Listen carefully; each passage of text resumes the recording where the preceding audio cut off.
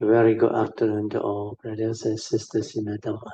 Today is the 10th December 2023, Sunday class. We're supposed to share Sunday from this book. What is the difference between awareness and consciousness? Okay, we are at page 38, yeah. Okay, so as usual, we will be having this Puja, yeah. And we will have a short version, Let us compose our mind. Develop the Sada Virya, then mindfully we shall commence the Puja chanting. Namo 本师释迦牟尼佛。Namo 本师释迦牟尼佛。Namo 本师释迦牟尼佛。Namo 观世音菩萨。Namo 观世音菩萨。Namo 观世音菩萨。Namo 阿弥陀佛。Namo 阿弥陀佛。Namo 阿弥陀佛。南无弥勒佛，南无弥勒佛，南无弥勒佛。南无普贤菩萨，南无普贤菩萨，南无普贤菩萨。南无地藏王菩萨，南无地藏王菩萨，南无地藏王菩萨。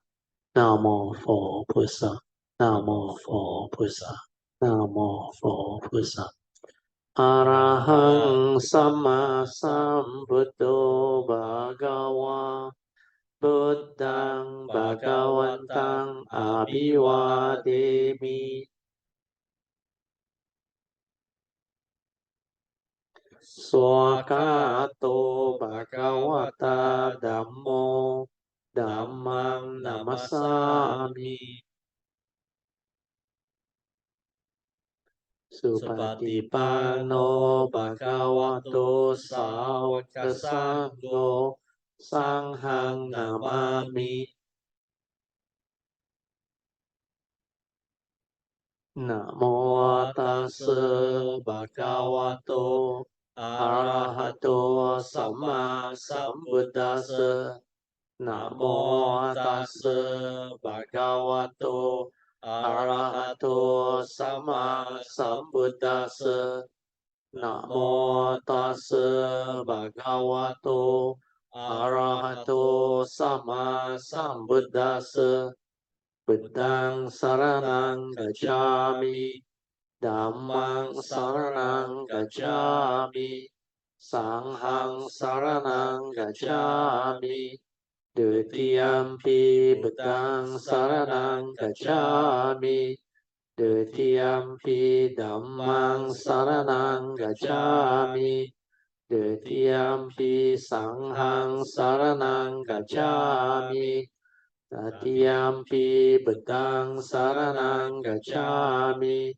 Tatiyampi Dhammang Saranang Gacchami Tatiyampi Sanghang Saranang Gacchami Panati Pata Veramani Sikkhapadang Samadhiyami Adina Dana Veramani Sikkhapadang Samadhiyami Kamesu Miccācara Veramani Sikkhapadang Samadhiyami Musawada Veramani Sikkhapadang Samadhiyami Surameraya Majapamadatana Veramani Sikkhapadang Samadhiyami Sadhu, sadhu, sadhu. Okay, let's pay respect to Puja. Buddhang Pujami. Dhammang Pujami. Sanghang Pujami. Okay, you all can be seated. Just relax body and mind. Then turn to page 6 of the chanting book. We shall do the invocation to the deities. Invocation to the deities. In this universe, in their entirety, let the deities or devas come here. Let them hear the good teachings of the King of Sages, which gives heaven and release Nibbana. This is the time to listen to the teaching. This is the time to listen to the teaching. This is the time to listen to the teaching. Samanta Chakawalesu Atra Gajantu Devata Saddhammang Munirajasa Sunantu Sakemokadang Dhamma Savan Kalo Ayang Badanta Dhamma Savan Kalo Ayang Badanta Dhamma Savan Kalo Ayang Badanta Namo Tassa Bhagavato Arahato Sama Sambuddhassa Namo Tassa Bhagavato Arahato Sama Sambuddhassa Namo Tassa Bhagavato Arahato Sama Sambuddhassa Iti Beso Bhagava Arahan Sama Sambuddho Bija Charana Sampanno Sugato Lokavidu Anuttaro Purisa Dhammasarati Satta Deva Manusarang Buddho Bhagavati Swakato Bhagavata Dhammo Sanditiko Akaliko Ehipaseko Opanaiko Pansyatang Veditato Vinohiti Supatipano Bhagavato Sāvaka Ujupatipano Bhagavato Sāvaka Yadidang Jatari Purisa Yukani Atta Purisa Pugala Esa Bhagavato Sāvaka Ahuneyo Pahuneyo Dakineyo Anjali Karaneyo Anutarang Punyang Ketang Lokasati Sadhu Sadhu Sadhu. Okay, so you all can be seated, then we shall continue from where we stopped. Turn to page 38 of this book.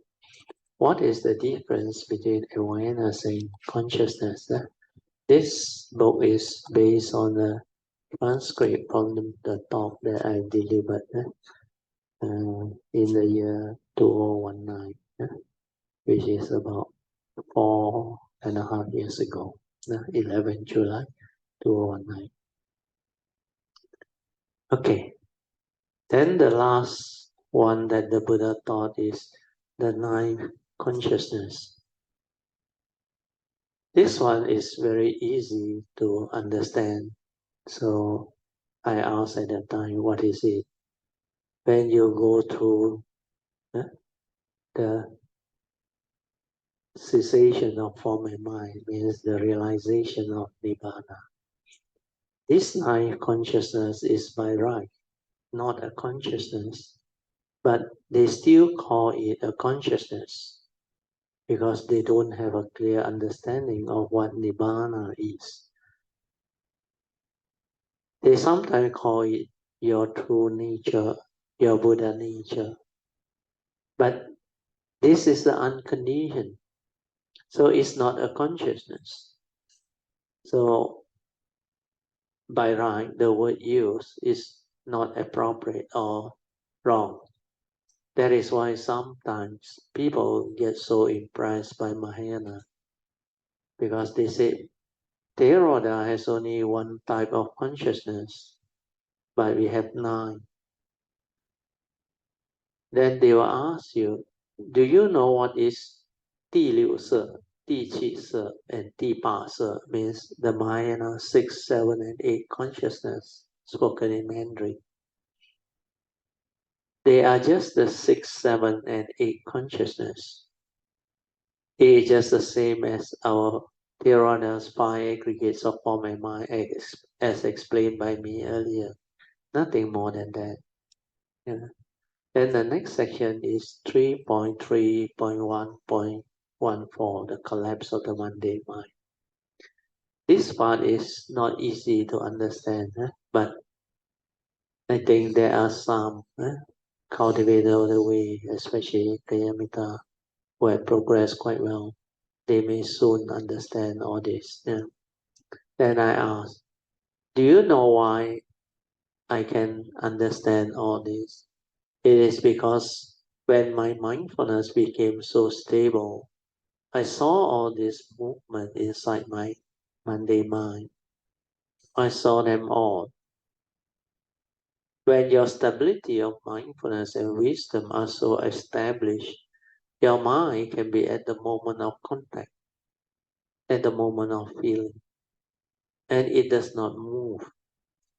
And you can investigate it. At that moment, it does not move because there is no more ignorance, no more avijja. And all those craving force that cause the movement, they are also no more there. That's the reason why it cannot move. Then later on, or later when they become pure aggregates, it's even more amazing. One will inquire, how come inside there is like no more mind, no movement at all? Everything is so fine. Then my nature realized this is the supramundane mind. The mundane mind had collapsed. The mundane mind collapsed because the wisdom energy within it is so fine and so pure. The vibration is so fine. Then this mundane mind, which is too gross to exist, will collapse. It's like a layer of consciousness. They just drop off completely from your forehead. And when it drop off, it's like the sky. Suddenly, all the clouds and everything that obscure the sun's ray from penetrating is no more. Then what happened? The sun ray penetrate, right?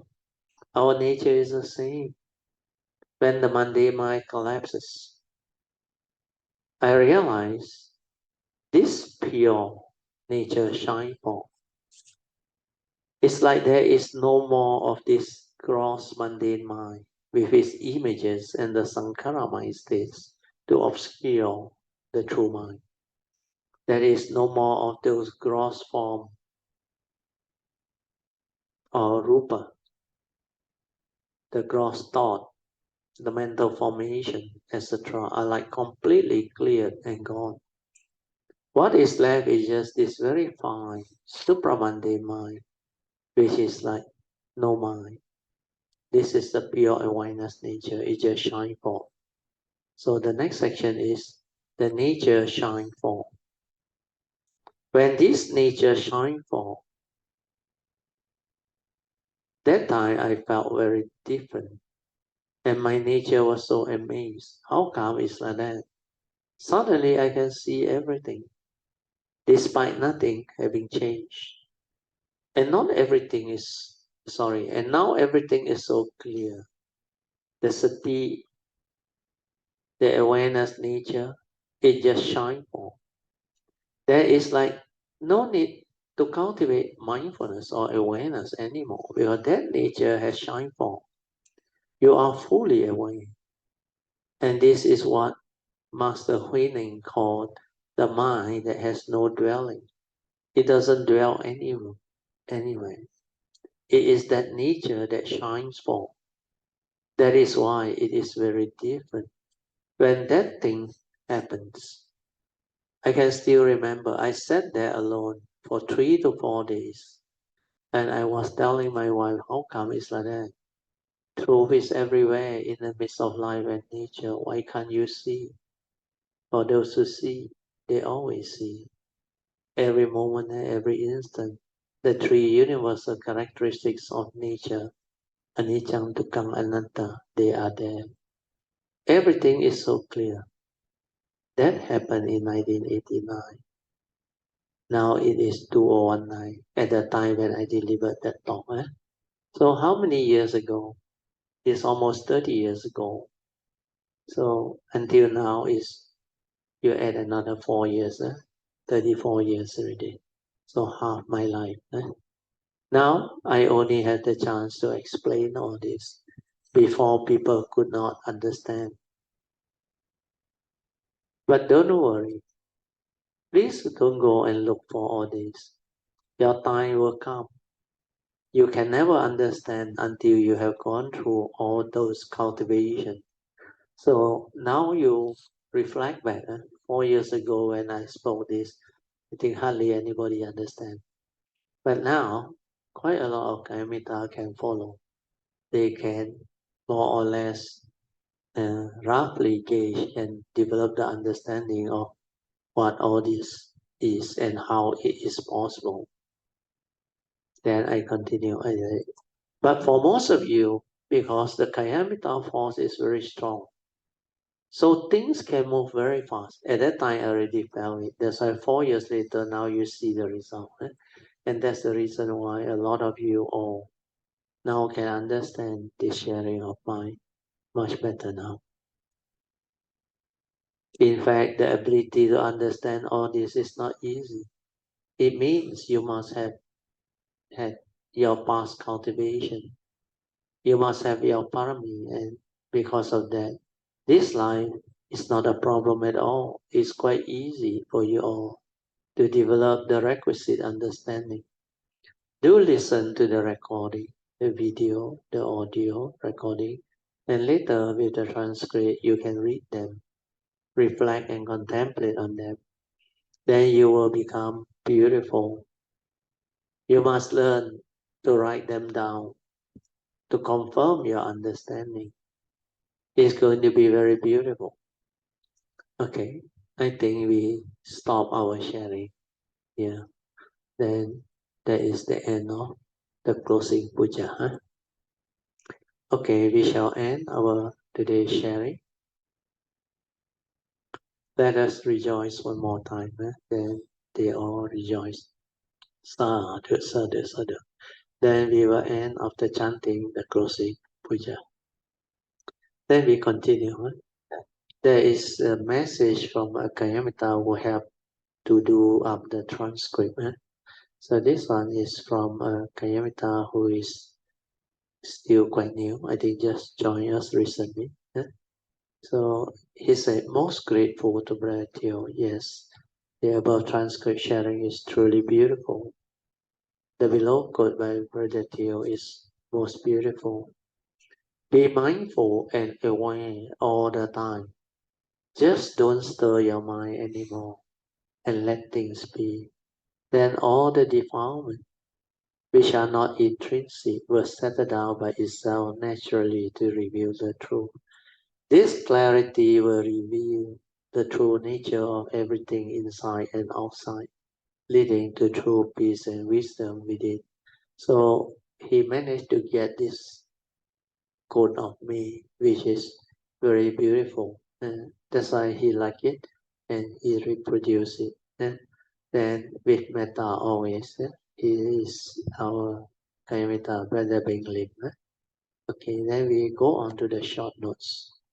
Okay, here Appendix 4 is the audio and whiteboard and YouTube link of this talk and this sharing that you may need to like re-listen to it or go through it again. So the links are all there. You click on it, it will play for you. We have our MP3, which is the audio link. Then the whiteboard is the short notes that we had that day, or the whiteboard notes that we have written. Then, of course, the last one is the YouTube sharing. And this YouTube sharing is very good because I think it lasted almost 3 hours, 2 plus to 3 hours. But funny, very strange. This is the only YouTube that is so long, and yet so many people log in and listen. So this one must have actually have a lot of people. Then 4.2 is the outline short notes. There is a Karimita who actually developed the short note. Then we added in as an appendix. So these below short notes were prepared to help others better understand what has been shared. So at that time, there is no transcript, so the short note actually helped. So outline short note for Relatives 11 July 2019 Dhamma Talk on the topic, what is the difference between consciousness and awareness? So the first short note is, Sister A.B. shared that when one is conscious of life, it does not mean one is also aware of life. Conscious means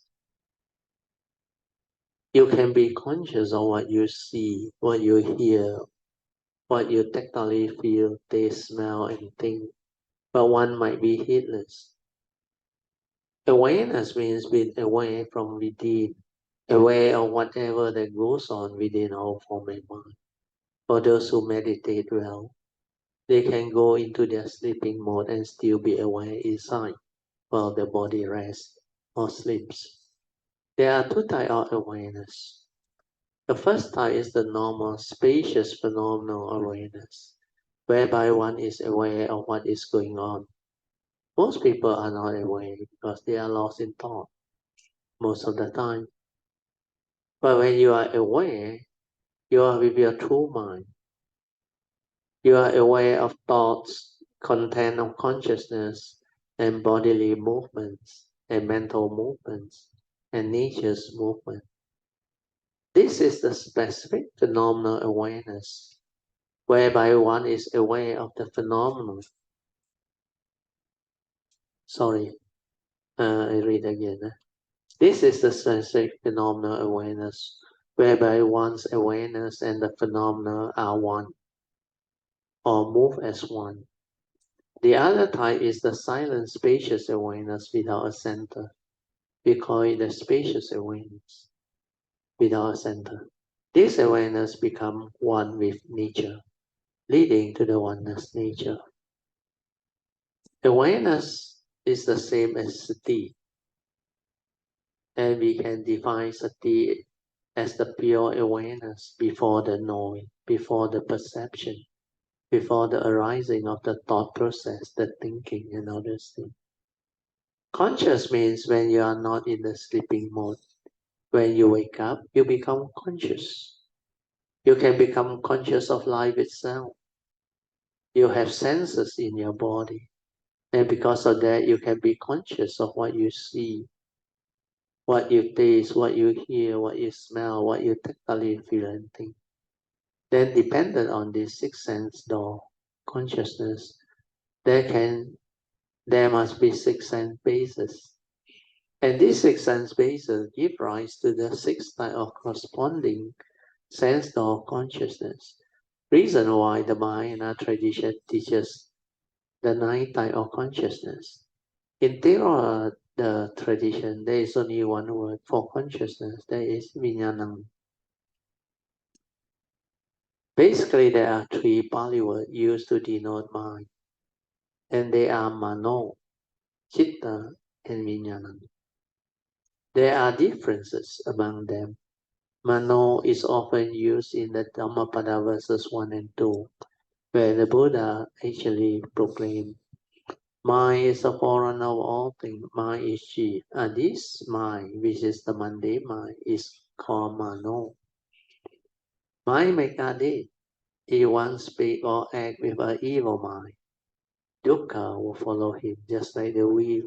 that follows the hoof print of the ox that draws the cart. In the four foundations of mindfulness, Satipatthana Sutta, there is this mindfulness of the citta, and they call it citta nupassana. That is mindfulness of content of consciousness, where the word citta is used as meaning the content of consciousness. Whereas the law of dependent origination or Paticca teaching, the third link is Sankhara Paccaya Vijnana, followed by Vijnana Paccaya Namarupa or Namarupa. Here, Vijnana, the third link, is the pure consciousness, one of the four aggregates of mind, or they call it the receptacle, because the input of the content of consciousness. Before one of the four minds aggregate before the input of the content of consciousness. So this is a receptacle. When the content of consciousness goes in, it becomes Namarupa, which is your mental five aggregates of form and mind, or we call it the thought. Down a bit. Okay, so that part. Hence, Citta is your five mental aggregates of form and mind, which is your thought. Initially, in the seeing, there is only the pure seeing consciousness, and there is no one to see. This is your direct seeing, seeing things as they are, before the stirring of the mind. But due to ignorance, avijja, upon contact of mind with brain, the mind will stir. Then through wrong perception, views, opinion, and conditioning, you input the content of consciousness with the evil roots, thereby creating the karmic consciousness. Wholesome or unwholesome is kusala and akusala. This is acting according to memory. Then the first five consciousness are your respective seeing consciousness, hearing consciousness, smell, taste and touch or tactile consciousness.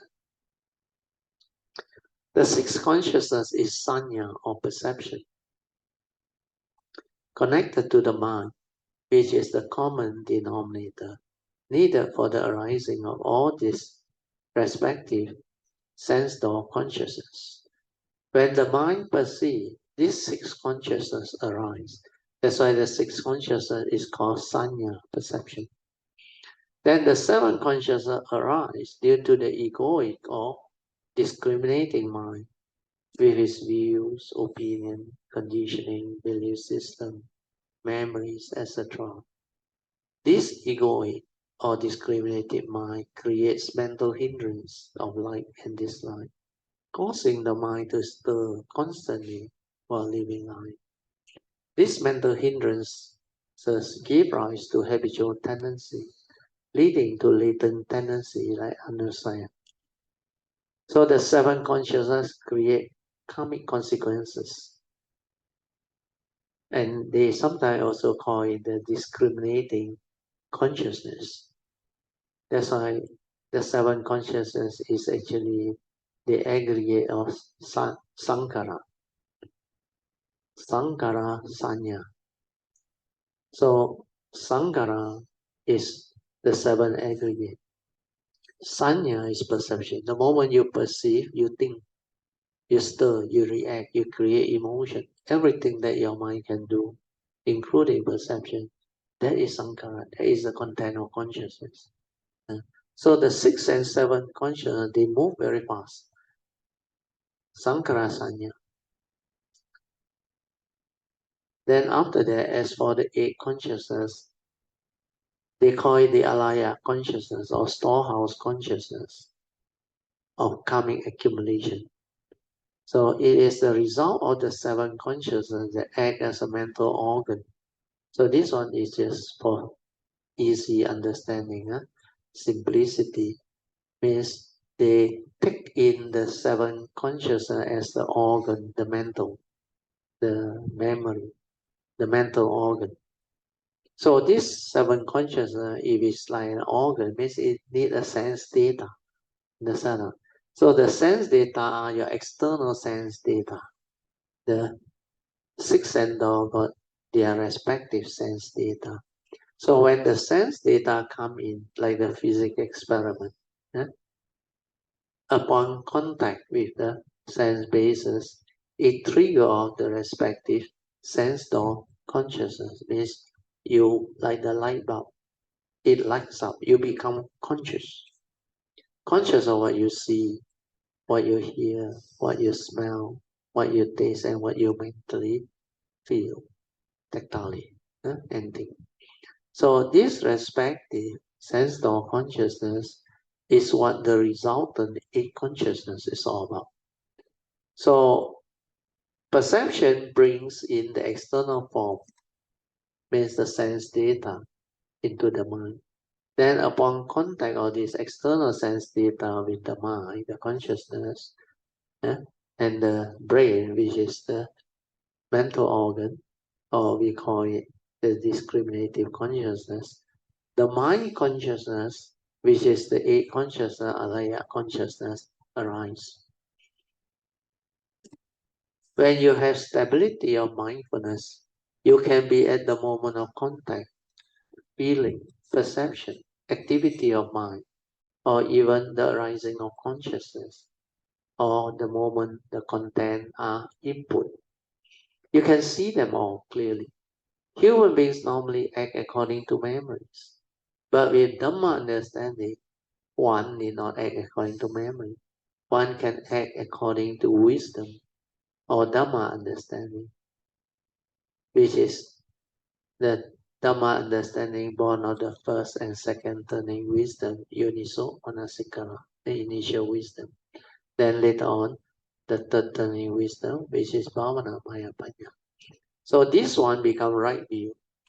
That's why acting according to wisdom or Dhamma understanding give rise to right view. And right views are very important. Wrong thought make one miserable. After straightening one's view, you can then act according to understanding or wisdom, following the Dhamma way, which is the Noble Eightfold Path. Then understanding Karma Niyama, Chitta Niyama, and Dhamma Niyama, the three important spiritual laws, right view, are needed for the arising of right view and right understanding. For the Aryas, the enlightened being, there is no more discriminative mind. Their aggregates of mind are non-grasping. There is no more egoic mind to cling anymore. So due to mindfulness or awareness and wisdom, one can input the pure content of consciousness. That's why, according to Dhammapada verse 21, heedfulness is the path to the deathless. Heedlessness is the path to the dead. The heedful do not die, whereas the heedless are as if dead. Then Dhammapada verse 23, the constantly meditative and ever mindful, he or she will realize the supreme, born-free enlightenment, Nibbana, in the here and now. Then in the Avijja Sutta, there are 10 steps leading to liberation. And step 1 is to have Dhamma friends of Kayamita to cultivate together. Dhamma friends who can guide, counsel, motivate, encourage, and help show us the way. Great beings nature, those of the Buddha and Bodhisattvas are true great Dhamma friends. Step 2, listening to the true Dhamma. Then step 3, having faith in the Triple Gem. Then step 4, having initial wisdom or the wise attention, Yoniso Manasikara at the moment of sense experience. Then step 5 is ability to develop Sati Sampajana, mindfulness and clear comprehension. Step 6 is sense restraint. Step 7 is the 3 way of right conduct or good conduct. Then step 8 is cultivation of the 4 foundation of mindfulness. This step 8 can be cultivated with ease. giving rise to step 9, the 7 enlightenment factors. They will keep on arising. You then know you are on the right path. Then step 10, enlightenment in the here and the now. They become very natural. So to understand the Avijja Sutta better, please listen to the below YouTube and view my below PDF download. So there is the link down there. So you can listen to it when you're free. Then the next short note is, after listening to the Dhamma, you should inquire, reflect, and contemplate in the three turnings of the Four Noble Truths. When you contemplate and is able to see how the Dhamma stand up to investigation, then there is a very strong faith in the Buddha and his teaching. You then stabilize your understanding, and you can assimilate this understanding into your nature, leading to the arising of a very stable understanding which they call Yoniso Manasikara, born of the first and second turning wisdom. This understanding will surface when you confront sense experience, born of the first noble truth in realities. This understanding can liberate you. With this Yoniso Manasikara, you become less reactive. Your mind stirs less. You have more equanimity. Is more at peace with whatever arises. You will have more moments of silence and awareness. And this will give rise to more space between thought.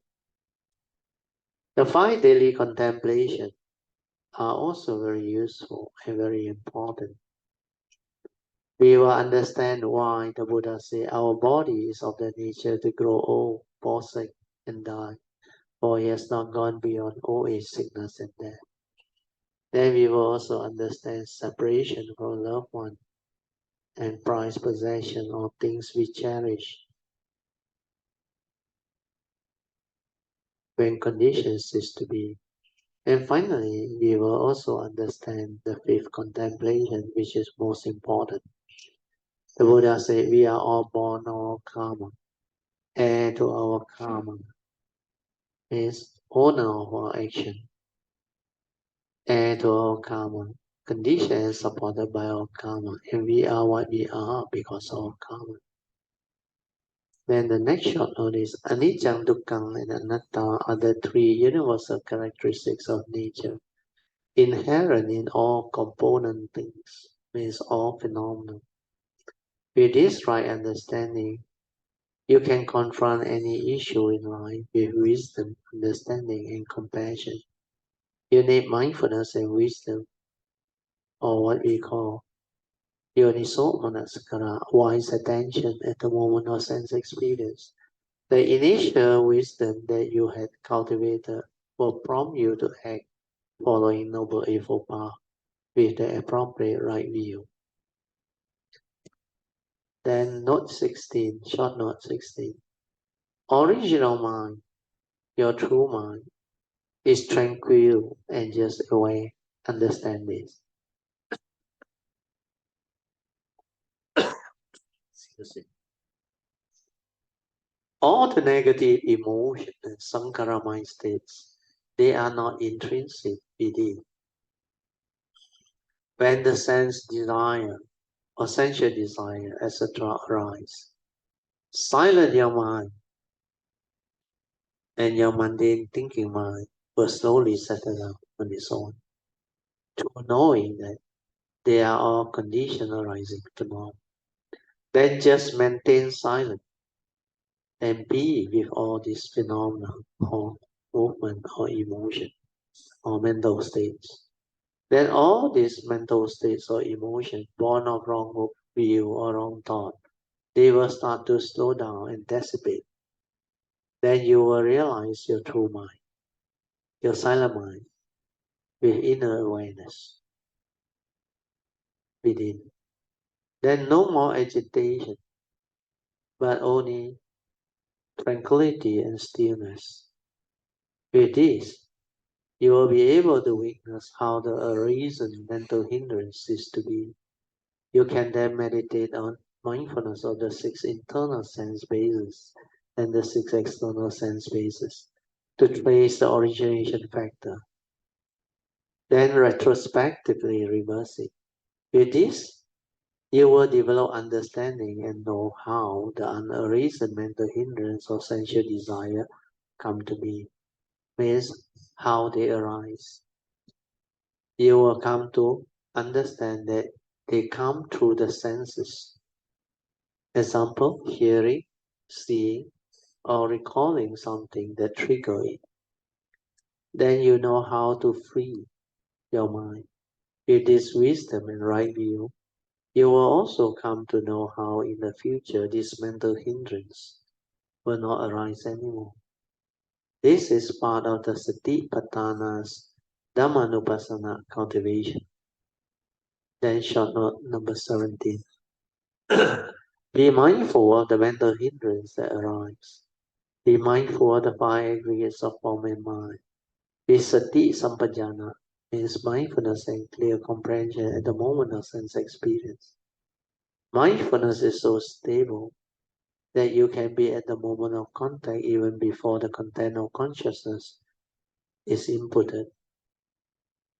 Without wisdom, upon contact, feeling will arise to condition craving. With yoniso manasikara or wisdom, feeling will remain as pure feeling. Then this pure feeling would not stir, would not be conditioned into craving. With mindfulness of the 6 internal and 6 external sense bases cultivated, you will come to understand how fear, anger, restlessness of mind, sensual desire, ill will, doubt, etc. arise. Then this mental state will all cease and you just stay mindful with it. With wisdom, there is no more egoic mind. Sankhara become pure aggregates. The 8 consciousness become pure consciousness, free of the 3 evil roots of greed, hatred, and delusion. That's the reason why arahants, they don't have rebirth consciousness when they die. All karmic imprints are recorded in one's karmic nature. Thus the Buddha said, you are born of your karma, heir to your karma, conditioned and supported by your karma.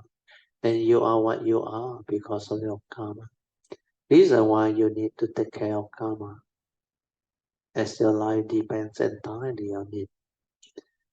Then note 19, the 9 consciousness is the cessation of form and mind, the realization of Nibbana.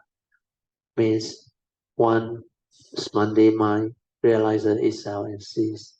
Then that manifestation of that cessation will allow the form and mind that has gone through the cessation to understand what your true nature is, what your Buddha nature is. They are the unconditioned. But there is nothing inside there. No word, no consciousness, no mind, nothing. You cannot talk about it. You cannot describe it. You cannot like give any meaning to it. That's why they will always tell you when one realizes Nibbana or go through the cessation process, they will tell you there is nothing to talk about. But whatever word you use is not that thing. There is complete cessation of form and mind. The unconditioned, nothing to do with the conditioned world. You cannot understand it through the thought process. You need to realize it. Yeah. Then short note 20. The pure wisdom energy, when you develop the 4th support, which is trust, is so fine that the mundane mind will eventually collapse. And then the supramundane mind, from within that nature, they will shine forth. The reason being, no more mundane minds cross sankhara or mind state to obscure the true mind. This supramundane mind is the mind that has no dwelling as taught by Master Huining. When the nature shine forth, mindfulness becomes like automatic. And the three universal characteristics of nature, anicca, dukkha, anatta, is clearly seen at all times, even while in the midst of life and nature. For those who see, they will always see this truth. Then finally, the last note is note 21. Bhakti encourages Kayamita to listen to this audio file and watch the video on the website, and the link provided above for a clearer comprehension of the topic shared. Also, to read through the transcript when it's available and constantly reflect upon them to develop the clear understanding. So this above short note was prepared by Sister Chong, Chong Pui Yuan, which is Wan Chi and his brother Chong's daughter. So we all should rejoice. Sadhu, sadhu, sadhu. Okay, so we have finished the sharing from this book. And maybe we can have our 3 minutes of toilet break. Then after that, you can have your 45 minutes of awareness-based meditation. Okay, so now we are off the line. Then we will give you 45 minutes to develop this inner awareness-based meditation. By now, I believe everybody is familiar with this awareness-based meditation. It is a type of awareness-based training where we train our mind not to do anything, just to relax, maintain awareness, and silence everything to stabilize the awareness within, to realize our true mind, then to use it to meditate. Without this silent mind, the inner awareness nature, your sati cannot be stabilized. Your sati cannot be established. That's why awareness nature is very important. When you are fully aware, means you are mindful without thought. So this awareness nature needs the four support for it to arise, for it to have the ability to stabilize. So the four support, remember the first three especially, relax, maintain awareness, and stabilize the awareness. These first three, good enough. After that, when you are able to do it, then silence everything. Don't try to know, don't try to do anything. Stay at the heart area. And let your stability of awareness develop. Detect the gateway around your heart area. Then use the fourth support, trust, to develop the higher wisdom, the higher spiritual transformation needed for one to progress further. So trust is that word, trust. Trust your nature to do. No more activity from your thought process. No more mundane thinking, mundane stirring, or mundane doing. That one is all from the thought, giving rise to thought-based meditation. So awareness-based meditation is to develop the inner awareness to observe, to insight into phenomena, to awaken. No more thought-based. So trust is to eliminate the thought-based. We trust that pure nature to move by itself. No more directing it from the thought process. So this is what you need to know. Okay, I'll let you meditate.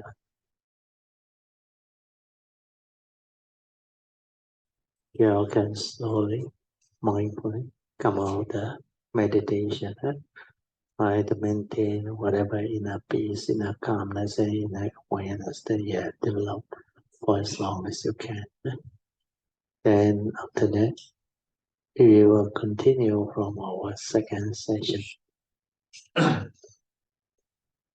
Second session is meditation reporting, followed by whatever Q&A, question answer, or sharing by the individual, Dhamma in daily life.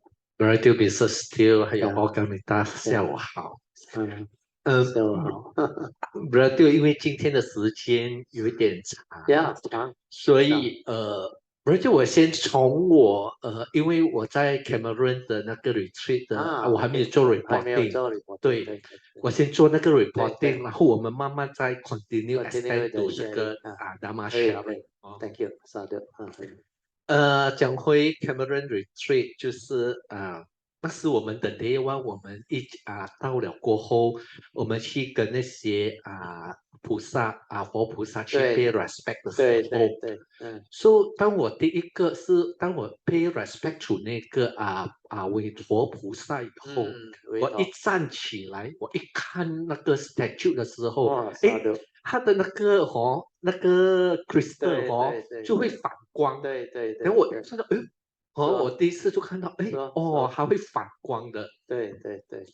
然后过后我们就到了大雄宝殿，然后就被 respect。当我在普贤菩萨那边 respect 了过后，它很像有一股力量一直要拉我过去，哇，就一直很像要我 stay 在那一边这样子，有一股那个 energy。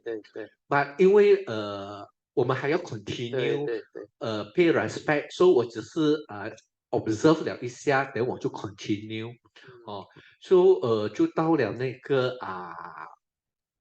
那个后面的那个准提殿的时候，当我在背那个西方三圣也一样，我一背完了 respect 因为我每次背完了 respect， 我会看一下那个 statue 的。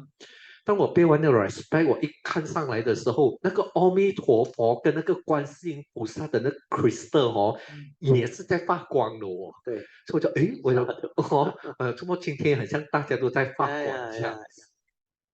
And then 当我们3点开课了以后，radio 那时4点的时候，你的后面那个 altar 有一尊那个地藏王菩萨，那个orange color 小尊的地藏王菩萨，在4点的时候，哇，它那个 crystal 很像 spotlight 这样子，一直发光，一直发光。等我去看一下，我以为是那个太阳的反光，我就一直看。哇，它特别的很像like 个 spotlight 这样子，一直在发光然后过后我每一天，然后 the next few days 我再看回去，又没有了。就 that day 我们开课4点的时候，哇，它特别的亮。然后就第2天早上我们在做那个morning chanting 了过后早课，做完了我就 pay respect， 又是一样抬起头来，连那个Vajrayana 菩萨也是在发光。然后我就看旁边2个菩萨，那个普贤菩萨跟文殊师利菩萨也是一样。我讲怎么这一次全部很像都在发光。But anyway 我讲maybe 是一个phenomenon。然后就过后我就有跟 brother 你request 讲我每一天早上就是 after 那个早课了以后，我要 stay 在那个大殿做 meditation。所以我就 after that 每一天早上我就在普贤的那个菩萨的那个 corner 那边去 meditate。然后就过了2天就每一天 meditate， 就有一天就 that day 早上一做完了以后，哇，你就整个人很静，他的那个静就你一做完了，你一出来的时候来。你不懂在哪里这样，你不懂在哪里这样，你就很静的这样子。其实那个静也没有，它就是一个境界这样子，就是你不懂你在哪里，你也不懂什么来的，就这样子。然后慢慢的，你才知道我原来哇，你才坐在这一个原来你是坐在这个大殿里面。然后其实这个 experience 我在万曼 retreat 里面，还有去中国九华山，我在阿弗雷蒂堂弟的家早上 meditate 的时候，我有这个2次的 experience，也是这样子。The moment 我一 end 了那个 meditation，我一出来，他完全他不是静，他不懂一个完全什么都没有，and then 你也没有 perceive，你也不知道在哪里，你也没有 perception，什么都没有，就这样子，然后才慢慢的回来。然后我过后我回来我就一直在去 contemplate， 不是就这个是我的 understanding， 我觉得这个是一个 pure awareness without perceptions。你先explain first after I will explain to you。我讲这个应该是那个时候我出来的时候是因为我没有 perceive 到那个 phenomenon，然后我是讲那个时候应该我的 understanding 是它是一个 pure awareness without this 这个 perceptions 的一个境界来的好，所以那就 after that day 早上的这个 meditation 了以后，就是那一天的下午 brother 你在讲那个12因缘的时候，我才整个人的能够明白那个对那个 sankara 那个 awareness 跟那个namarupang 的这个teaching 很好就是这个是第一个的那个Maybe I explain this one first. So you see, as you develop the awareness-based meditation, as you continue to relax, maintain awareness, then you let the nature go in. The nature go in. You will reach a type of awareness that is so like different from the normal calmness and tranquility and stillness. This one is that nature actually went in, then it stay inside there. Like you come to know there is no mundane mind doing anything inside there. There is no perception, nothing. So it's no more at the normal awareness nature, the surface, or what we call it, the superficial awareness. This one means you're able to relax, silence, stabilize, and go in. Maybe your progress has reached a level where you can go in. Then sometimes assisted by the great beings. Then sometimes you are somewhere where the great beings nature is there. Then you draw, then you will go in. After you go in, especially after a period of that silence, then you realize before that thing come out, like what you say, you don't know where you are. You don't know who you are. It's like the memory doesn't come back at all. So that is the state of that pure nature that has actually gone in. And it takes time to come out. It takes time to come out, to reach back to normal awareness again. That's why at the pure awareness nature level, before the content go in, there is no mundane thinking. There is no egoic mind, nothing.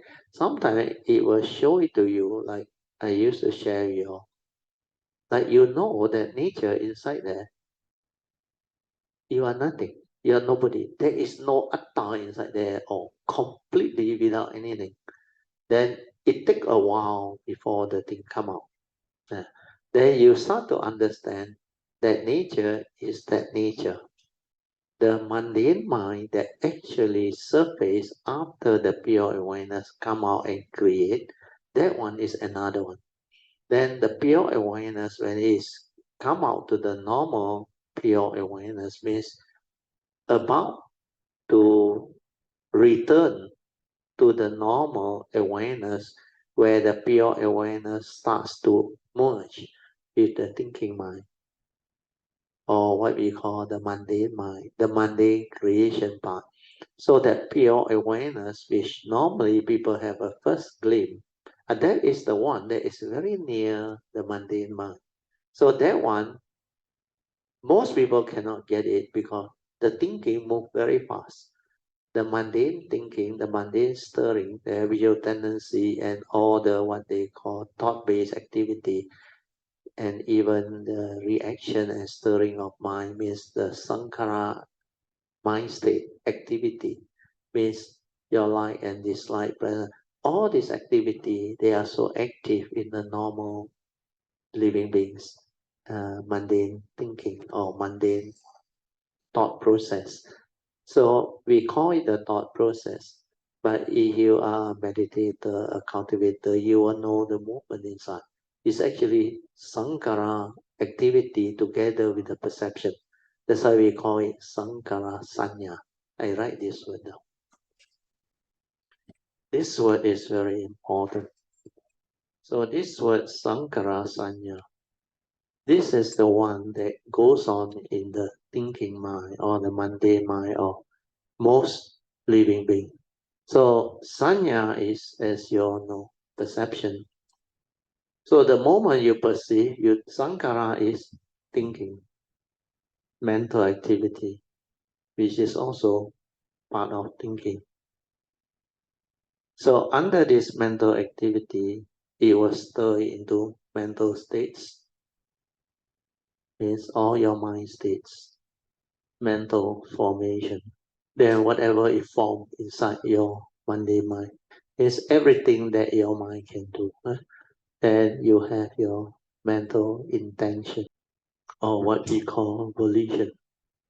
Then we also have your planning, scheming, etc. It's everything that your mind can do. Even including here, the mental states include your fear, worry, anxiety, sorrow, and lamentation. So here, this one include your fear, worry, anxiety. Then it also include all the peaceful state, tranquility, peace, inner peace, joy, etc. Because these are all the mind state. So sometimes this mind state, they actually are conditioned by your perception. So whatever you perceive through your views, opinion, conditioning, belief system, insecurity or whatever, your mind still develop this mental activity. Then this mental activity can also create mental intention, mental formation. It can form whatever formation that it wants to form. Then it can also give rise to what they call planning, scheming, etc. So all these are movement, perceive thing, react, stir. So perceive thing, this is react and stir. Understand? So here is the reaction and the stirring. Reaction and stirring of mind. So these are the mundane mind activity. Mundane minds activity or movement. So this is the one that is going on. So the content of consciousness, this is also the content of consciousness. Before this content go in, the pure awareness is the receptacle. You remember? Because that one is like the physics experiment, the light bulb lights up. It's like in the seeing, there is only the pure consciousness, seeing or hearing or smell, taste. There is no egoic mind inside there. There is nobody there to perceive. Understand? Then think. This thinking comes from your views, opinion, conditioning, and beliefs. This is from memory. Understand? So memory created all this. So this one, sankhara, is the accumulation, your memory. So this is the one that actually caused the movement. Your memory are the accumulation of your views, your opinion, your conditioning, your belief system, your phobia, your insecurity, whatever that you hold on within your memory. That's why acting according to memory is not acting at all. Because this movement, which is egoic. So all these are egoic. Mundane minds, activity and movement which are egoic before you become enlightened. So this one, the atta is there. That's why when we are able to develop the awareness-based meditation, where we go in deep, like you come to know, there is no perception. Then there is no activity from the brain and the memory. That's why you go in and you become more and more peaceful, more and more calm, more and more tranquil, more and more still. Then the awareness nature actually deepen, and develop the stability of awareness within, which has nothing to do with the mundane mind. So when you are inside there, it's like you don't know who are you. You don't know where you are. It's like you know that nature is just that nature. Like uh, that's why I use the word. You are nothing. You are nobody. Understand? You are nothing and nobody means you cannot describe it. Understand? But that one is just a nature, pure nature. And it cannot come out to live life. That's why the Buddha says, Sabbe Dhamma Anatta. Understand? Anatta, non-self, not a permanent, unchanging entity where you can cling on to, rush on to, and say, this is me, this is I, and I can use it to come out to live life. It cannot. Well, it's just a nature. You have to understand it from the point like the karmic nature and the spiritual nature. There is a summation of all these things that form the karmic nature. Understand? Then the spiritual nature is a summation of all your perfection, cultivation, goodness, wholesomeness, wisdom that form that nature. So the karmic nature is a nature. Spiritual nature is a nature. But our this awareness nature is not accumulation on us. It was there at the beginning. Understand? It's not a summation where you cultivate, but it's called a nature where it was there before the arising of all this. Understand? Before the arising of mind and the thought process to create the karmic consciousness that develop into a karmic nature, then when you cultivate it, develop into a spiritual nature where it has got nothing to do with karmic anymore. It's all about cultivation, understanding, wisdom, virtue, perfection. So that one also form a nature. But this awareness nature is the original nature, the true nature. And this is the first to come up from that source. Understand? 本来的面目啊 original nature. 本来 means original nature. From that nature, the first thing to come out is the pure awareness nature. Then from the pure awareness nature, it slowly it comes until that normal consciousness, the pure awareness. But from there, it stir and create thinking to form the mundane mind, which is the third circle. Understand? So the first circle is that nature. Then the pure awareness come out. That one is still no egoic mind yet. The pure awareness. And that one is the one you can use to meditate. The daily mindfulness, the awareness. Because you need a free mind in pure awareness to develop the direct seeing, the awakening, to understand. Because from there, it can create thought. The right thought, the wholesome thought, the pure understanding. Otherwise, you cannot communicate, you cannot explain, you cannot develop understanding for a living being to understand. So that form a mind that come to this existential world need understanding. Understand? But the understanding must come from the pure awareness. The pure awareness must have the direct seeing to awaken, and that understanding like spontaneously surface. Then when it surfaces, the form and mind understand. That's why you can say the form and mind is enlightened because that wisdom, the awakening is connected to it. So to develop the wisdom, you need the pure awareness through the mundane activity to develop the understanding of how from the pure awareness, the mind stir and react and create the mundane thinking, which is egoic and deluded, that trigger of the phenomenal world of consciousness to delude living being, to grasp, cling, and hold, and develop their own suffering. So the seeing of it leads to enlightenment, leads to awakening, leads to the mind that can understand and liberate from it. That one is called wisdom, yoniso manasikara. So once that nature awakened to it, it has this understanding. No need to remember of it, it's nothing to do with memory. That at the moment of sense experience, every time the form and mind go through life, it will understand. Where at the moment of sense experience, this understanding, yoniso manasikara, which is the wisdom, it will surface. It will prompt you, like spontaneously, it will come out. So wisdom at the moment of sense experience is the one that you need to develop the understanding. That's why when you go through all this, then later on when you stabilize all this understanding, then you will know how you function as a human being, how that form and mind become what it is, how it has fallen and become what it is. Then from there, where you can return all this understanding back to the pure awareness and stay there and develop the stability of it.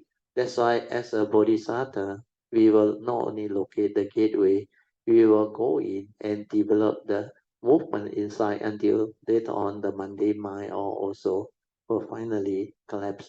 But before the mundane mind collapse, that transformation process depend on the individual cultivator. Different people take different time period to actually stabilize it. But that process can be very long. Then as you go through that, like in the Bodhisattva way, there are 5 stages of Bodhi mind development. The third stage is the Bodhi mind that can illuminate that nature. To illuminate that nature, you must locate the gateway, then develop the stability of it to go in and stabilize it until that nature. Actually, as you go in and develop the transformation, a lot of things happen at your heart area and your brain area. A lot of things will happen. A lot of transformation. Like what has been going on in my nature since 1989 until now, even after the Monday mind collapse. Here, the heart area, a lot of things happen. Uh, then that awareness nature actually develop. It become like very different, very clear inside there and very stable. Then like that nature is uh, pure and very stable. Then it like illuminate this whole nature. Then this whole nature when it illuminate, you know what that thing is. No, that on the awareness nature is not the normal mundane mind, the thinking mind. The world have never seen this before. Only cultivator on the way that go through the Bodhisattva way, able to locate the gateway to transform, only have the ability to actually go into this type of meditation to witness what is happening within. Then when you able to go in and develop all this movement, then a lot of things will happen in between. So initially, like what you went through, Alicia, they all went through, Bocheng, they all went through, and some other Kayamita that went through, you all slowly going in deeper and deeper.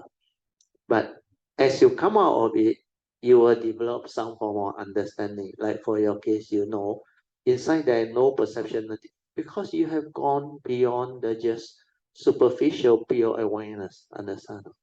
You have gone beyond the superficial pure awareness. You actually go deeper into that nature. Then as you stabilize inside, then that thing inside there is no more a movement from the superficial pure awareness to the mundane thinking. So when you release it out and when you come out of it, it takes you a while to come back to your pure awareness or your senses. Then after that, it will start to function again. Understand? But when it starts to function again, especially when you are inside there before you come out, you can see this movement very clearly. How it create. Then later on, when the cessation comes, whole brain activity all like completely shut down. No more. When the whole brain activity completely shut down, means the pure awareness also no more there.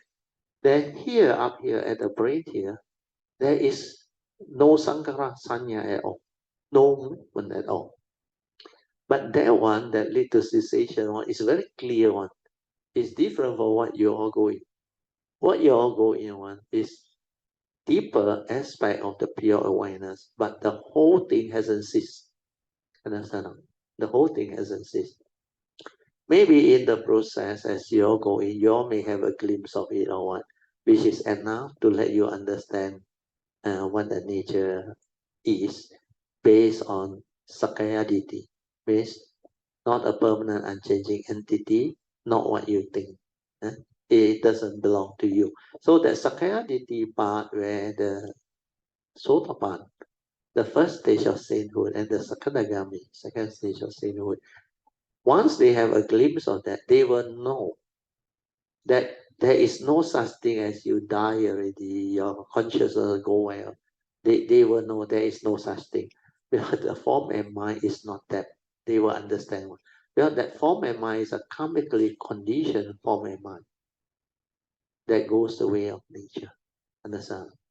That one is a five aggregate of form and mind, which is dependent originating, condition arising, causal phenomena, not a permanent unchanging entity. And that one is not you. Even at the Sotapan level, they will know. That's why in the what they call that sutta that we went through, I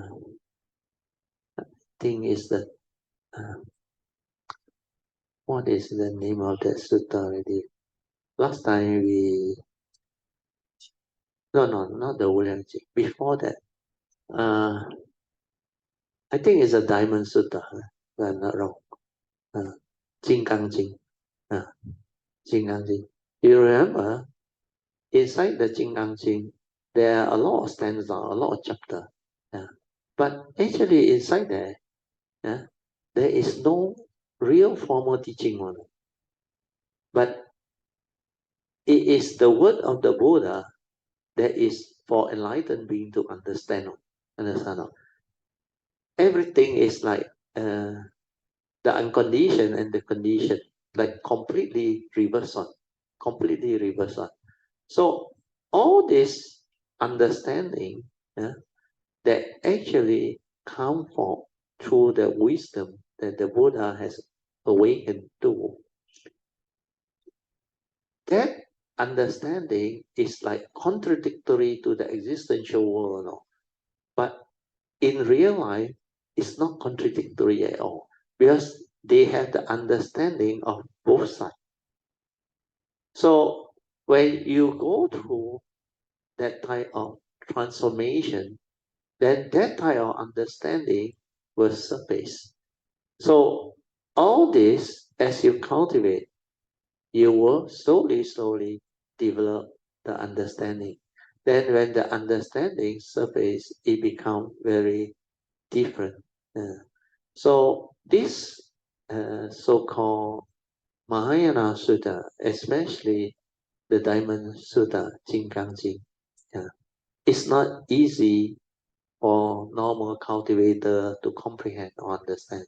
You need to go through the Bodhisattva way to develop that stability of that nature's understanding. Then come out of it, then only you can develop the sharing, the stability of understanding to teach, to share, and let the world understand. How did I come to hear this? What was it that triggered me to come to explain this part?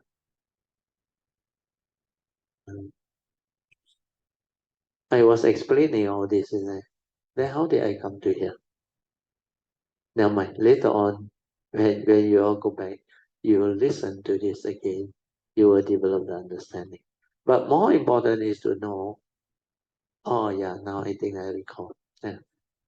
I try to explain this is because I told you you may have a glimpse of that cessation. Huh? Now I recall. That glimpse of that cessation can transform you beyond Sotapanna shape and Sakadagami shape. And in the Dhamma Sutta is mentioned even at the level of the Sotapan, they will understand that there is no being inside there, no permanent unchanging entity. Even as a Sotapan. That's why that glimpse of that cessation is very powerful. That glimpse, after they go through, they can understand the teaching very fast on. They can understand the teaching, but not deep enough as the Bodhisattva with the extensive experience and all those things. So this one is normally for the sainthood way. Then after that, as you realize anagami and arahantship, you will go into the cessation of form and mind for longer period. So for longer period, when they come out of it, they will understand more. Understand? They will know that there is a nature inside there, which is different. But what that nature is, they haven't developed much understanding. Well, they only develop the ability to go into the cessation for a longer period. Then what is mentioned in the what they call Theravada Sutta is there is a term that they call Nirodha Sahampati. So it seems, according to the Sutta, when you go into this Nirodha Sahampati, is the complete cessation of form and mind. But sometimes that one is not the real cessation. That one is actually from the jhana. They call it the Si Chan Pa Ting. So that one, when you go in, means Sahampati means a type of samadhi that is very deep. They call it apana samadhi and beyond. So Nirodha is cessation. That mind can actually go into that cessation of what they call perception, and also sankhara, thinking. But the pure awareness, nature, that one didn't manifest for them because they don't know what that thing is. So when you go into Nirodha Sahampati, it's supposed to be longest. They can stay inside there for 7 days and 7 nights. 7 days. Then they will emerge from it. That's why sometimes these yogi, they go and meditate until they come out of it. Then they equate it as they have realized the cessation for 7 days and 7 nights. And they come out like normal. But that one is a conditioned state, born of very strong apana samadhi that lead to the cessation, completely without thought process. Like no thought, nothing. But that one is not the real cessation. But some equate it to the real cessation. But the real cessation, the pure awareness also gone. The one that come out of it, they will understand. It's the you return to the pure awareness nature. Then from there, the pure awareness cease and you go through the cessation of form and mind to realize that nature inside the source. But you cannot talk about it, cannot describe it. Then that process happens by itself through wisdom. When there is wisdom, not a conditioned state, not energy field, not the very strong concentration. That one, it will just go in. And that one, I remember, you need wisdom.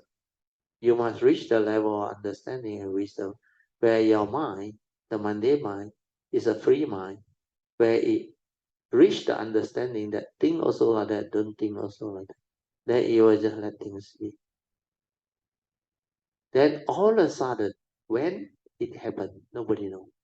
That nature will know, but it will go in. As you go in, when you come out also, you cannot decide. You can decide one is a different one. That one is a conditioned state one. Yeah. You can, like they say, make a detan and all. No point. You are using the mind to interfere and create all this more. This one, the cessation, if it's not supposed to be your time to pass away, to realize parinibbana and cease, then that mundane mind, I wouldn't call it a mundane mind, the pure awareness nature will come out again. it will come out from the cessation. But once it come out on the cessation, you will understand very deep one. You will understand very clearly one. Where the whole process is like you take birth again. It's like how you come through the birth process. But through the birth process is just the rebirth consciousness immediately go through, then that thing stay inside there.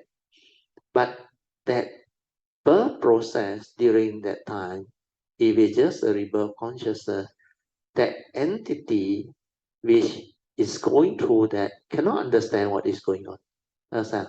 Because it's like a newborn consciousness that doesn't know what is going on. But the one that come out of the cessation, it will understand what. Because the pure awareness will come out. And straight away you aware one. You're aware. And you know the movement or no. That's how it actually come to your heart area. Then from there, how that consciousness split into three. And remember the one that went up to the brain area here, immediately when it come out, it's like a dynamo, no? It trigger off this brain, no? To actually like operate again, no? So it's like a dynamo, no?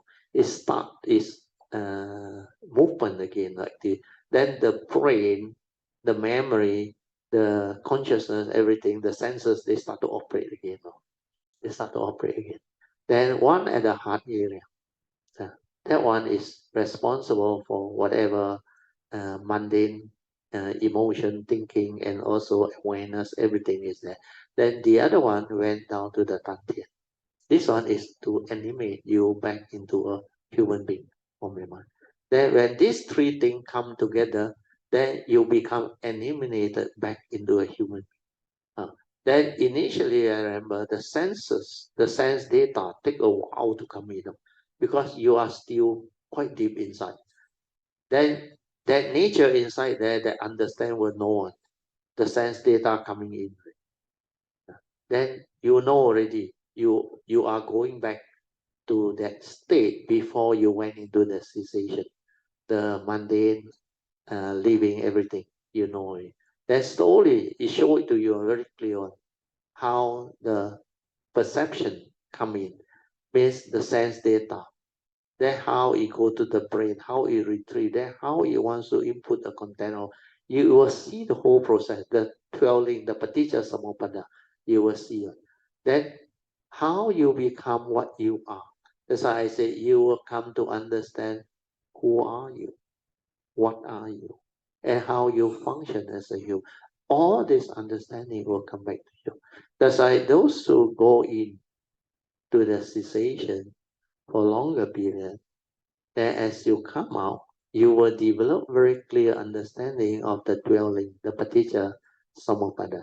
But for the Bodhisattva that go in, they will understand deeper because of their extensive exposure and understanding. They will also understand the karmic nature, the spiritual nature, the true nature, and how all this interact and become what it is. Then the four circle movement, how from the source, the first thing to come out is the pure awareness nature. Then from there, how it trigger off mundane consciousness. Then it input the content to trigger off the mundane thinking. Then from the mundane thinking, that is the mundane mind that trigger off the phenomenal world. That's why upon contact, consciousness come to be. Then the content of consciousness went into your views, opinion on it. Then it project on the self. Then the wrong perception, like when you see the TV screen or the video in the cinema or whatever, that screen is a blank screen. But because it animate until so real, that's all.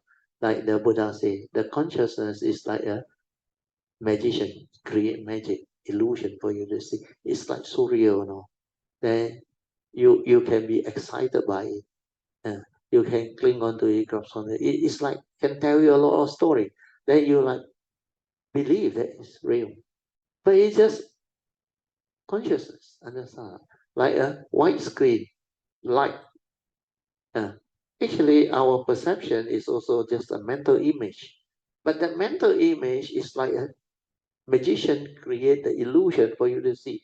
Like I always share you open your eye, the whole field of vision, the seeing consciousness, all this appear, and it's so real. You can touch it, you can go and not only perceive, you can hold on to it and experience. This is so real. Yes or no? That everything that we come to experience through our senses, they are so real. Your hearing, your smell, your taste, your tactile, your consciousness, your whatever mundane projection, even your dreams and all those things. Then the best one is I remember at that time when I was going through this transformation. I used to morning brush my teeth. I look at the mirror. I got a very big mirror in front of me. My master bedroom. We in the toilet. We got a very big mirror. And when I'm brushing my teeth, I saw the reflection inside there. Then I look at the reflection. I know it's a reflection, but it's so real, inside there. Understand? Do you realize that? The next time you go and look, whatever you move inside also move. Understand? And you know it's a reflection, but it looks so real. Then when you put your vision beyond the four frame, the screen of the mirror, when you are beyond that frame, when you are not outside, where you see the mirror and the reflection, that one But when you go inside, means very near to the mirror, but beyond the frame, then you look at what is inside, you cannot differentiate. It's like in the real world, except if you are what we call you have that what they call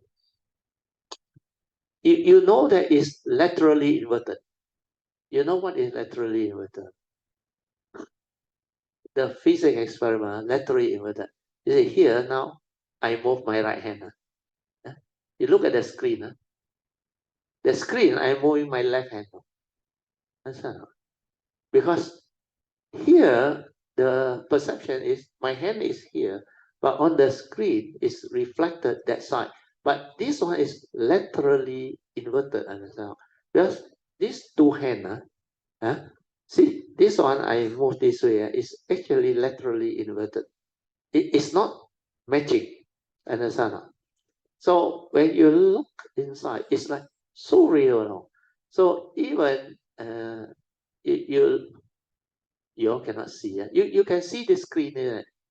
The Kuan Yin is here. But this Kuan Yin is not behind here. No. This one is Amitabha. No. But this Kuan Yin is actually laterally there. No. Understand? So it's actually an image over here. No. But laterally inverted. That everything is actually laterally. That's why you see sometimes the word that is reflected from the mirror out on laterally inverted one. You cannot read one, no, understand? No? Where is the ray that actually is laterally inverted? Oh. But you have to be on the other side to read. Then it becomes the correct word. So this type of phenomena is what we call in physics laterally inverted. But as you develop more and more understanding, when you see, then you realize, no wonder the Buddha is so wise. Consciousness is like a magician. It can create that consciousness until it's so real. You see, the one that we perceive in this room, you think is real. Not really real one. That's how it's like in the mirror, no. You close your eyes, the whole creation is gone, no. Understand? No? And how can living being come to the understanding that this is not real? Understand? No? But there is no way they can understand. To them, is whatever is created through the consciousness is so real, where they can be conscious, like this table. Understand? Our sharing. And you say this is not real. He say you must be crazy. But when we develop the pure awareness, the pure understanding, and the wisdom, then we realize these are all condition arising entity. It's a phenomenon. means dependent originating, conditional, right? When condition cease to be, it cease to be. And how do you know this thing? You need to have a consciousness with its memory and its content. With memory, 往事只能回味. You can only recall it through memory. If there is no being to recall all this to memory, then this is like don't exist at all. Do you understand? It's just like in the mirror, you see the reflection. When you walk away from the mirror, whatever happened inside the mirror, nothing to do with you. But when you look in front of the mirror, it's like, oh, everything is so real. But it's just an image, a reflection. And what your memory trigger off through the what they call Sankara Sanya is exactly like what the Buddha said. Consciousness is like a magician, illusion, it create illusion for you, and you think it's real. Then perception is like mirage. Understand or not? Whatever you come to perceive, you think real. It's like in the desert.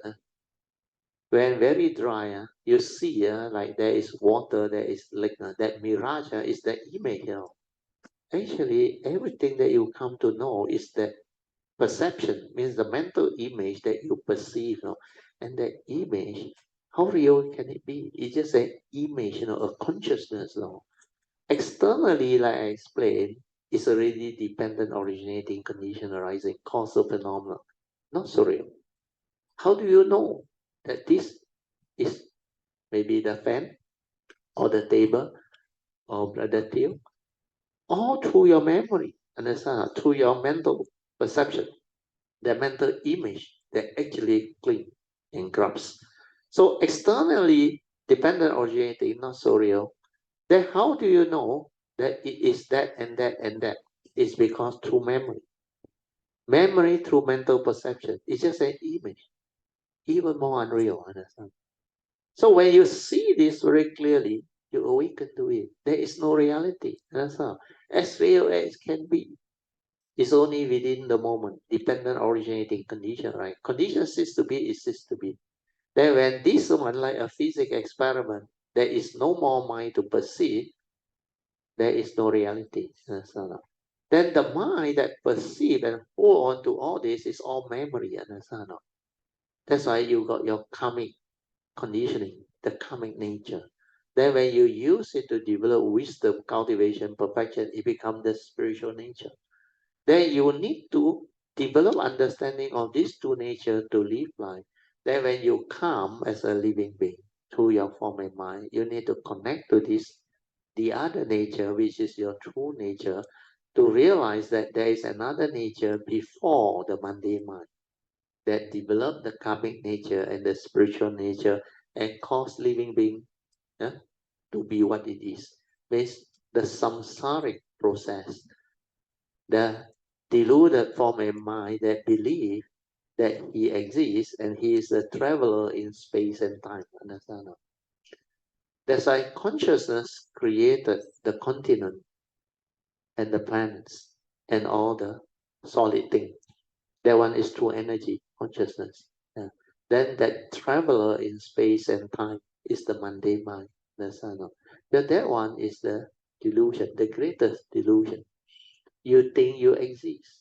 You think you are a traveler in space and time. You think that karmic process that bring you back is real. Understand?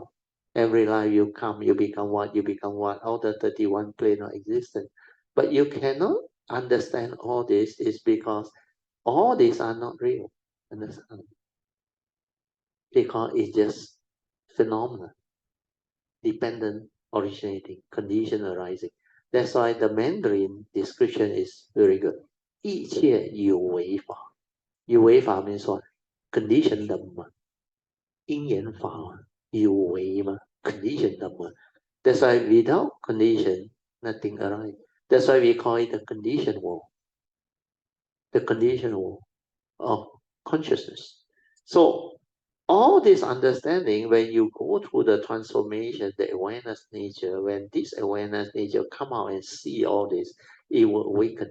That it will not be deceived by the phenomenal world. Then the consciousness, the form and mind, will fail to have any power over the so-called living being. So because of that form and mind, that living being that develop the clear understanding liberates free. So that wisdom that is connected to the form and mind is very important. That's why that yoniso manasikara, the wisdom at the moment. But this yoniso manasikara is very funny, or not. You cannot bring along, or not. Once the form and mind disperse, gone already. It gone already, the form and mind. But your spiritual perfection and your karmic nature, they are still there. That's why every life you come, the karmic nature will immediately take control. You're born of it, air to eat, conditions supported by it, and you are what you are. But your spiritual nature, you cannot connect on. You must develop the ability to meditate until you touch that nature. Have a glimpse of the pure awareness or the true mind. Then when you stabilize that one, then you start to slowly develop the ability to inherit. To me, the real understanding can only come after you have detected the gateway. If you have not detected the gateway, that spiritual nature, you got nothing much to inherit. I can tell you. But the sainthood way, they got some karmic past, past cultivation and all those things. So as you go through the sainthood way, they will actually inherit a little bit of their past to enable them to go through the sainthood way. Understand? But apart from there, they have very little what they call accumulated spiritual nature to enable them to realize the gateway, to do all the training inside the transformation. That one they don't have. No. That's why they cannot touch the gateway. That's why most of those people, unless they met with great beings, Sama Sambuddha, then they make the Bodhisattva vow, then they develop the cultivation, then it has to go through the process to actually develop the ability to come continuously as a Bodhisattva, then connect to that nature and actually develop the movement inside to go that way. And then after that, they will have a more developed spiritual nature that enable them to cultivate this way. That's why when you have all this understanding, you cannot blame the Mahayana for saying the sainthood way is actually just, to them, is superficial wisdom. It's not the type of wisdom that Bodhisattva go through, where you develop understanding of that nature. So this type of understanding, you need to go through to develop it. So don't worry, the time will come. For those who have the past, they will actually develop all this. But even if you don't have that type of past, for you to have the condition to listen to all this and develop the affinity, if you know how to make use of it, like I said, because this is the period of the sasana. Then you make affirmation, like the Bodhisattva, the yellow card. This understanding, you stabilize it this life. Then you adittan. Life after life, whenever you have to come or you choose to come, you will have this right view, right understanding, and all this, so that you don't have to wait till, like every life, you need to connect, develop the cultivation, then start again. That vow, the mohi mind that you have wanted, develop the affirmation and all things, and you invoke your power of merit for causes and conditions for you to have this understanding life after life whenever you need to come, or you choose to come, or you have to come. You will also have this understanding. And then that one will trigger off. Then later on, even without sasana, that mohi mind that is developed or very established, with well planted, with faith, sincerity, and perseverance. And that one will be activated. That one will actually develop the movement by itself, even without the sasana. That nature inside there will be there. It will have that movement. Then when you come as a form of mind in any of those rites, especially when you come in the human life. Yeah? You will develop the understanding of this, that Bodhi mind, that has been planted with that understanding, it will activate by itself. No? Then whenever you go through life, you experience life, whatever that you experience during that life, it will trigger off understanding one. Then that understanding is based on your Bodhi mind's affirmation. Understand? No? Your Bodhisattva vow and all those things. So it will activate, and you don't need a sasana to understand all this. Then you suddenly like understand the Rupang, Anichang, Rupang, Anatta, all those things, the five aggregate. You will know one. No need sasana.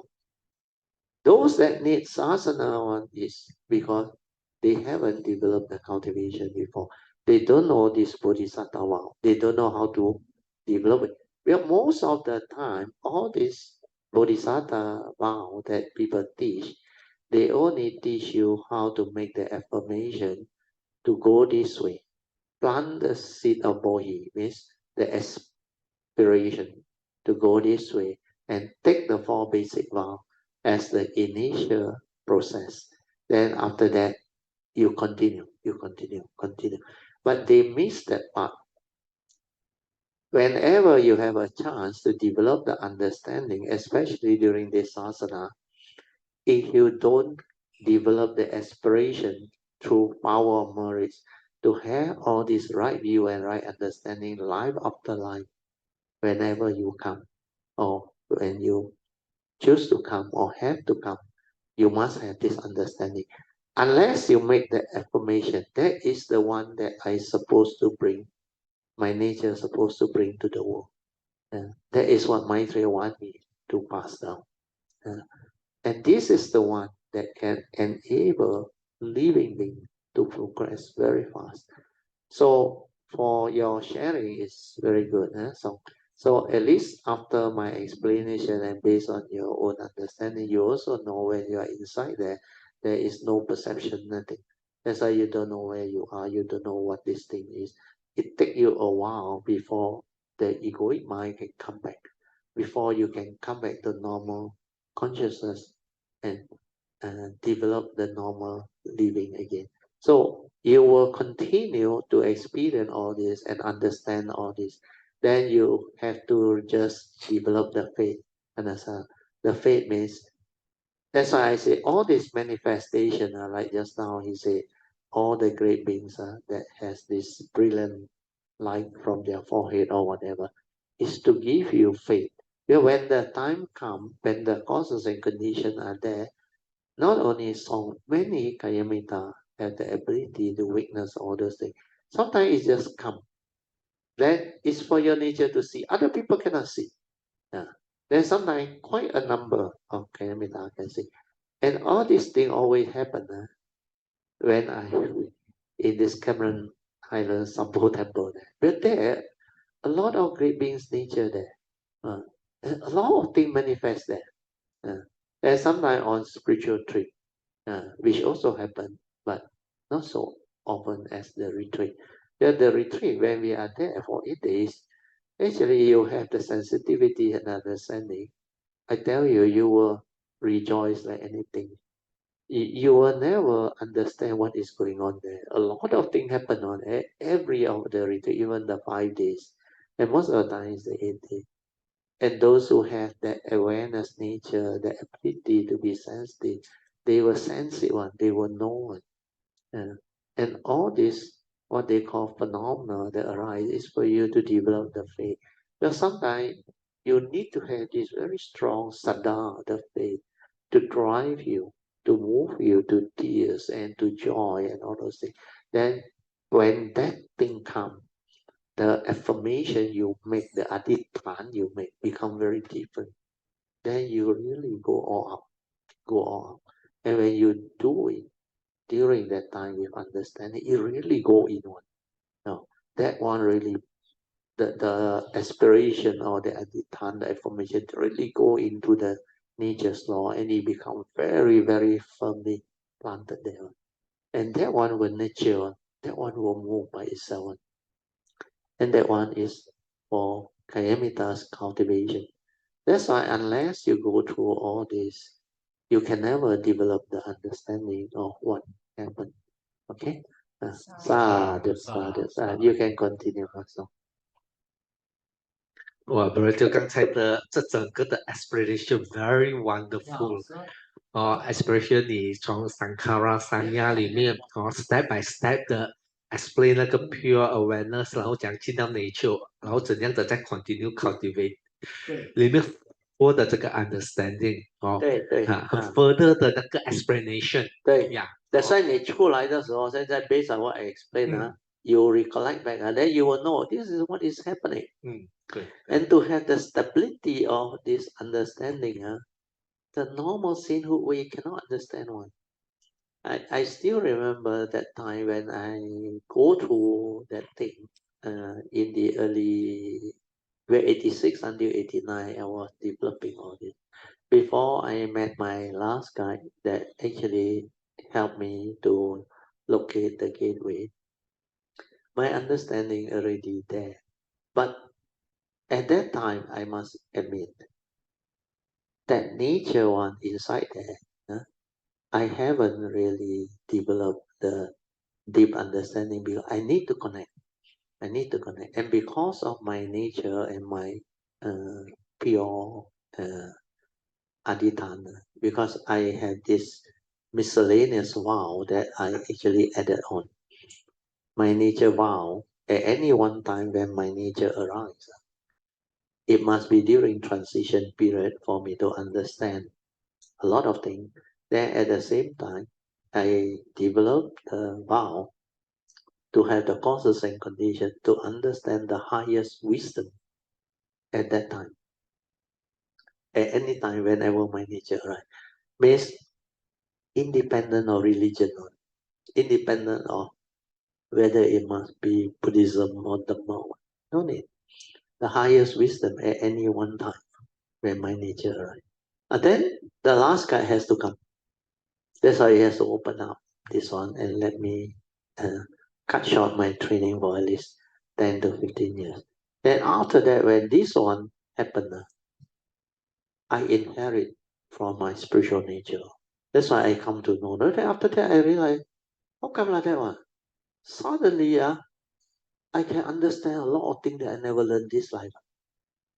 Then how can I understand? And I know how to teach people how to develop the cultivation, develop the affirmation, and how to turn around, break karmic obstruction, and how to take all the vows. It's because in the past, my nature has done. But I need to inherit. To inherit, I need to locate the gateway.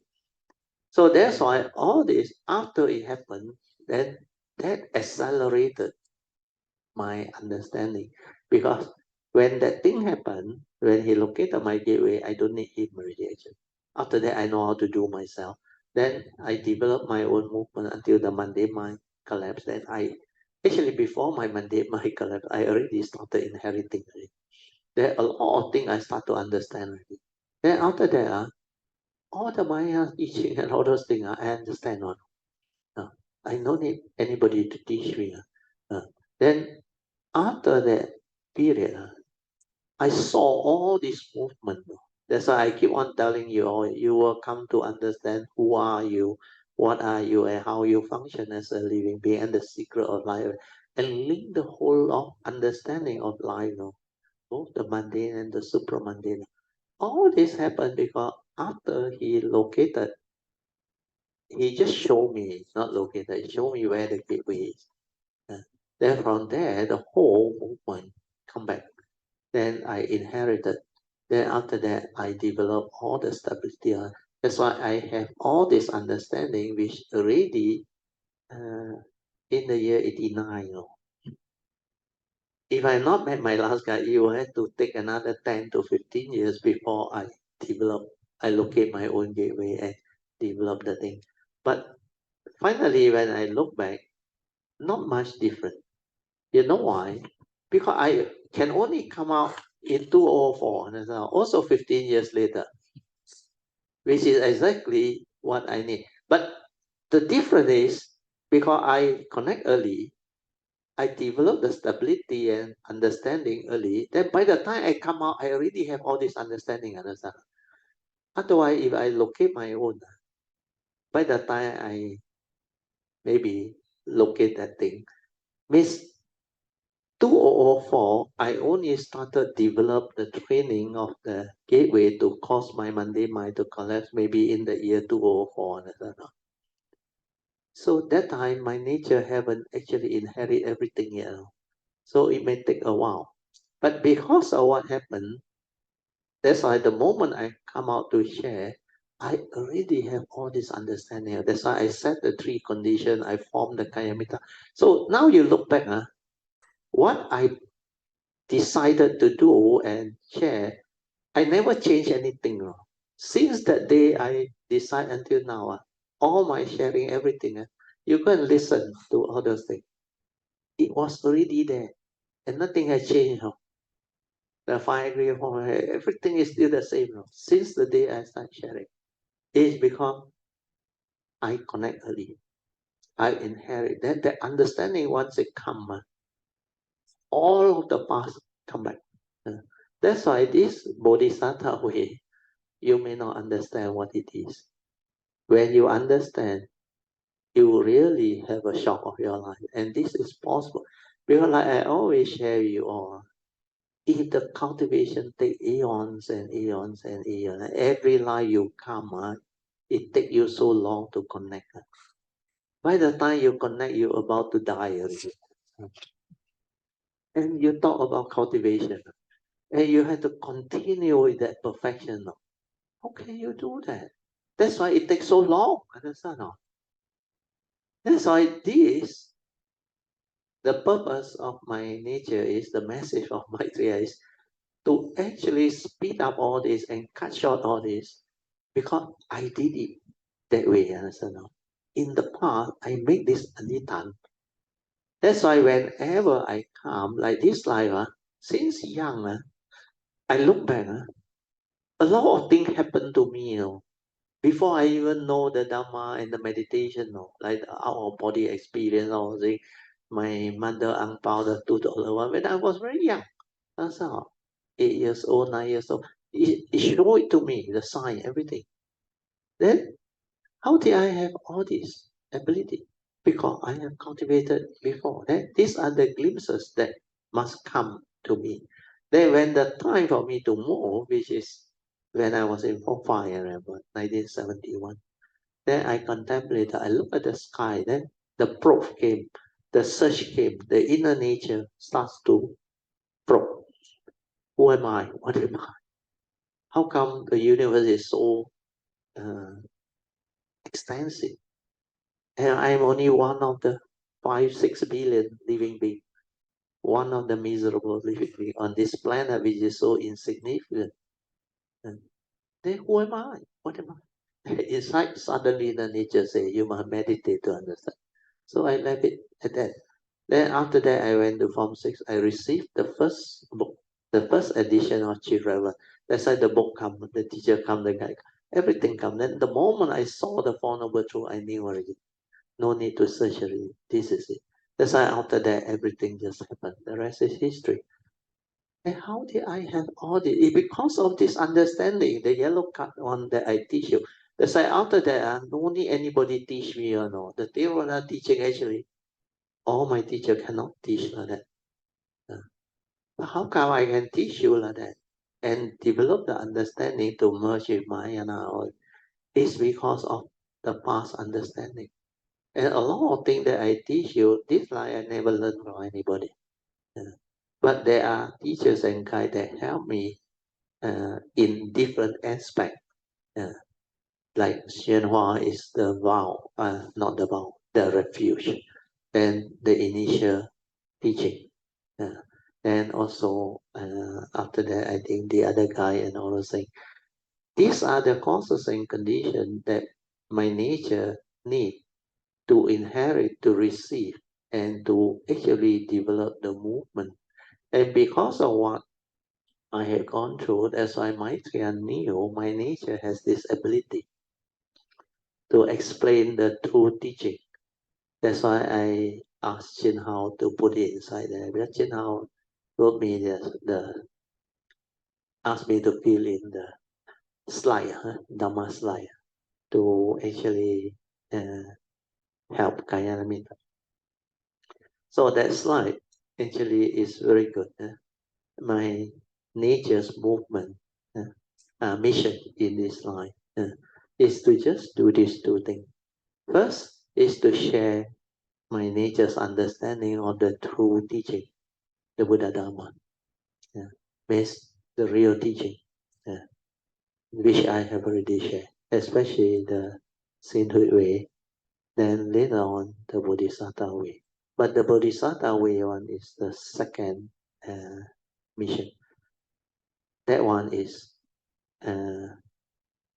after Kuan Yin came in 1986 with the message for my nature to move fast, not much time left. Then Maitreya came and requested my nature to come out and share the true teaching. He just mentioned the word true teaching, but my nature know what he want me to do. Means not only share the true understanding of the teaching, but the Bodhisattva way. My nature at that time knew I was actually full of joy and came to tears.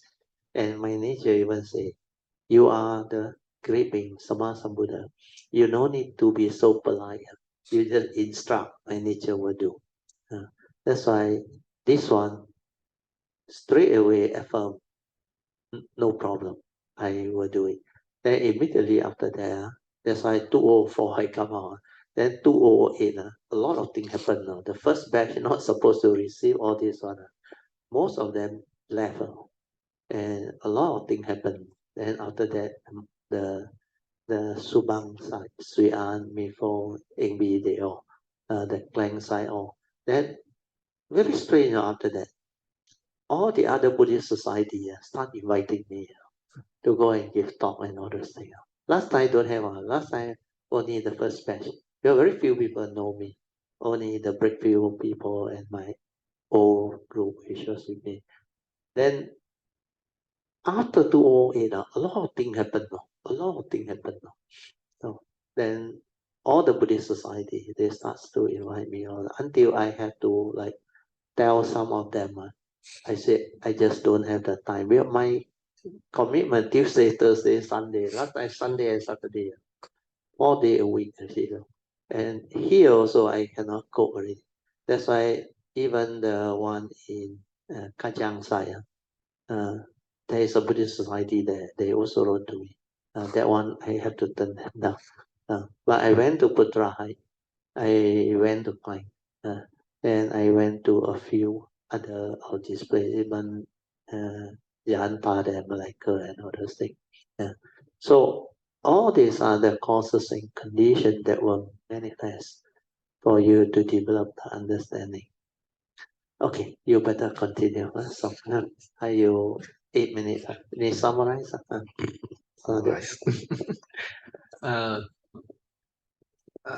Brother，我最近是听那些 Dhamma Talk 跟那个 short video，哇，我觉得很 beautiful 的，就是我们的这个Dhamma 的 sharing 的 understanding 一直 evolve 到今天，哇，非常的好，非常的丰富它里面很 rich 的那个 understanding 跟那个 contents 很 clear 的step by step 的lead 我们怎样的cultivate 真正的有 faith 的walk on this path， 去 involve， 哇，真的是很多的那种听了以后很多的感恩。对对对。